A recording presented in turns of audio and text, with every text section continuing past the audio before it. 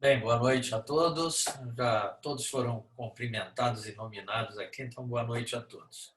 Olha, eu acho, Rita, que se qualquer um de nós voltar ao banco, nós vamos falar que o banco tem futuro, nós vamos defender o banco.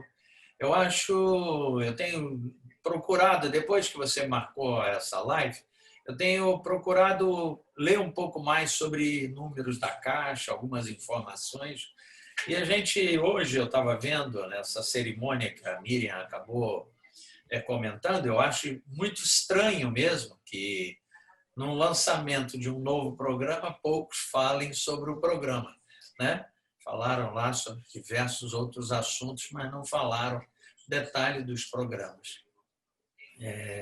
Eu tive recentemente lá no Ministério do Desenvolvimento Regional, conversando com o secretário de Habitação, ele comentou alguma coisa sobre regularização fundiária, essa falta de recursos da União para a moradia para quem mais tem carência dela, que mais precisa. O programa precisava mesmo sofrer uma reformulação, mas o argumento é sempre que não há o recurso necessário para a implementação nos moldes que foram feitos nos governos do presidente Lula e da presidente Dilma, que tinha um programa que começou para fazer 500 mil e fez quase 5 milhões.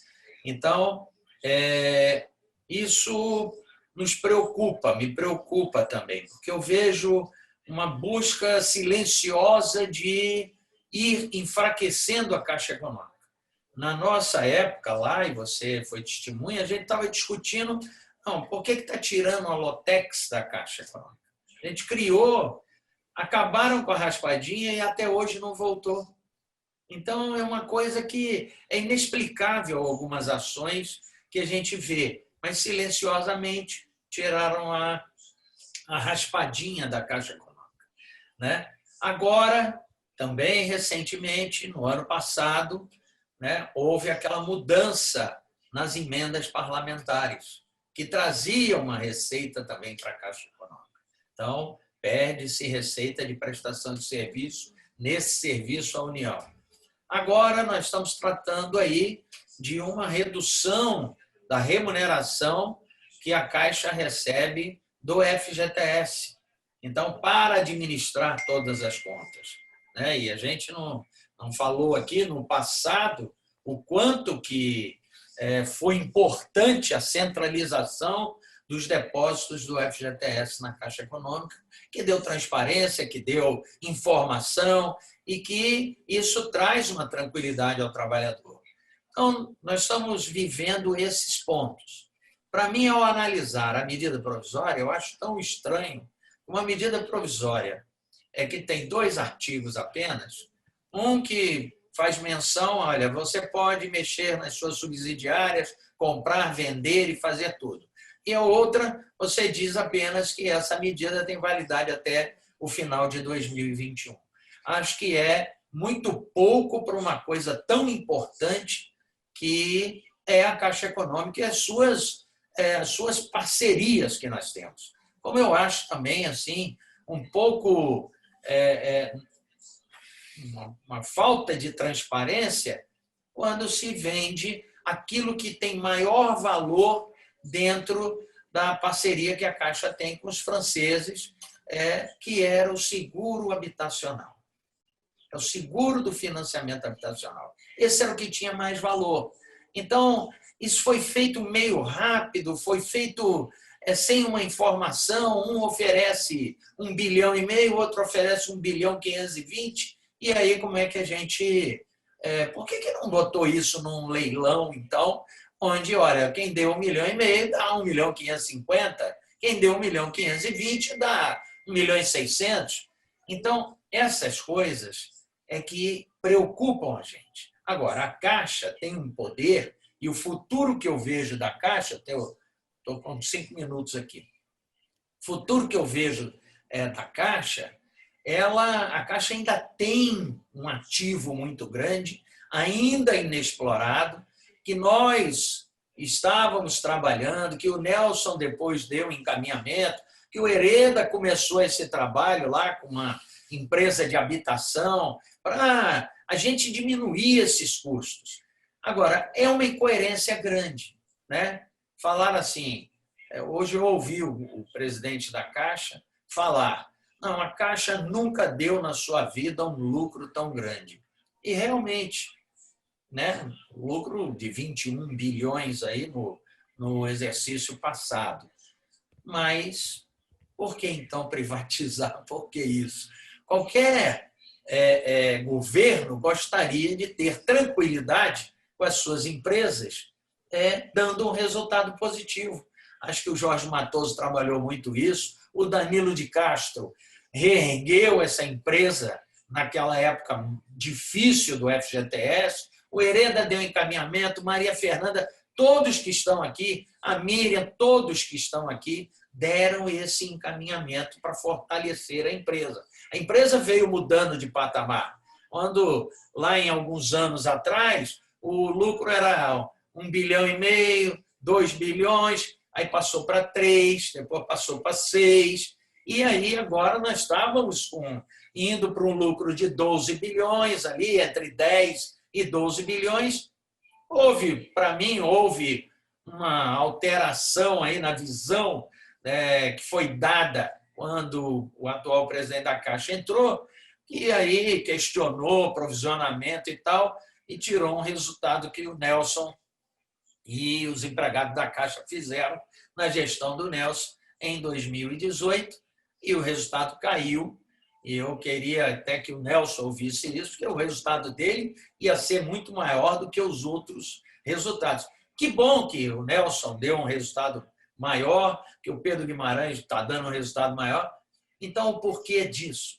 Por que de fazer isso? O que nós temos é que desenvolver para o futuro, e a pandemia está trazendo uma reflexão que nós temos que fazer, que é o home office, que é como é que nós vamos tratar isso, se nós estamos saindo de alguns processos de OGU, que a Caixa tinha essa predominância dessas emendas, uma parte menor ia para o Banco do Brasil, o que nós vamos fazer?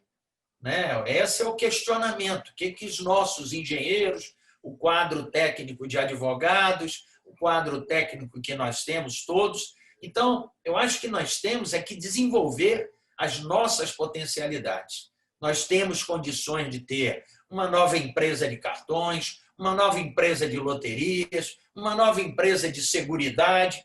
Eu acho que nós temos que ter isso, mas trazer sustentabilidade. Eu lembro que, na época do Matoso, acho que a Fernanda, o Hereda, sempre se questionava, trazia-se esse assunto à baila. A Caixa é financeira ou a Caixa é social? Ora, nós somos social, mas temos que ter sustentabilidade. Essa era sempre a nossa discussão. Nós não vamos esquecer nunca que ninguém faz o que a Caixa faz. Ninguém quis fazer o Bolsa Família, ninguém quis fazer o Minha Casa Minha Vida, ninguém quis fazer, porque isso foi oferecido ao mercado. Né? Ninguém quer fazer, e até o próprio presidente atual quis que o Banco do Brasil ajudasse no pagamento do auxílio emergencial, mas ninguém quer entrar naquilo que dá trabalho, naquilo que vai atender aquele que precisa. Esse é o momento que a Caixa é chamada e fala assim, a Caixa vai fazer isso. E a gente faz, e a gente entrega, e a gente tropeça, mas a gente entrega para a população. Então, essa importância, eu acho que o empregado da Caixa, até os mais antigos têm mais do que, eventualmente, os mais novos, que não conheceram a história, mas esse sempre foi o desafio apresentado à Caixa para que a Caixa pudesse cumprir essa questão social. Então, falar de habitação, falar de saneamento, falar de benefício social, falar de atender a população mais carente, só se fala no nome da Caixa Econômica Federal. Mas isso tem que ser alinhado e essa, para mim, são as grandes oportunidades da Caixa, isso tem que ser alinhado às oportunidades econômicas que nós temos. Se nós vamos amanhã falar de vender uma participação da minha empresa que é rentável, né? Aí isso é um outro momento. Mas hoje nós não podemos discutir e falar, eu tenho que devolver o IHCD de 11 bilhões, 12 bilhões que foi devolvido nesse ano. Por quê? Esse HCD foi dado à época pelos repasses quase que na totalidade do lucro da Caixa ao Tesouro. Então, uma forma de compensar, e o presidente Matoso sabe disso, o presidente Fernanda sabe disso, Hereda sabe disso, todos nós sabemos disso. Para compensar, criou-se um instrumento híbrido.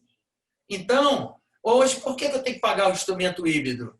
O instrumento híbrido, o IHCD, ele foi uma compensação de eu, como uma empresa, e eu nunca vi uma empresa dessa maneira, chegar para o seu dono e falar assim, ó, tome todo o lucro e nós não vamos fazer um reinvestimento dentro da empresa, eu não vou melhorar o meu nível de capital dentro da empresa, então nós temos condições, como Caixa, né, de ver um futuro para a empresa, um futuro promissor, porque ainda temos, eu lembrava das palestras lá do Fernando Nogueira, que ele falava, só o Brasil tem um mercado interno, só o Brasil tem uma capacidade de consumo interna que outros países mais desenvolvidos não têm.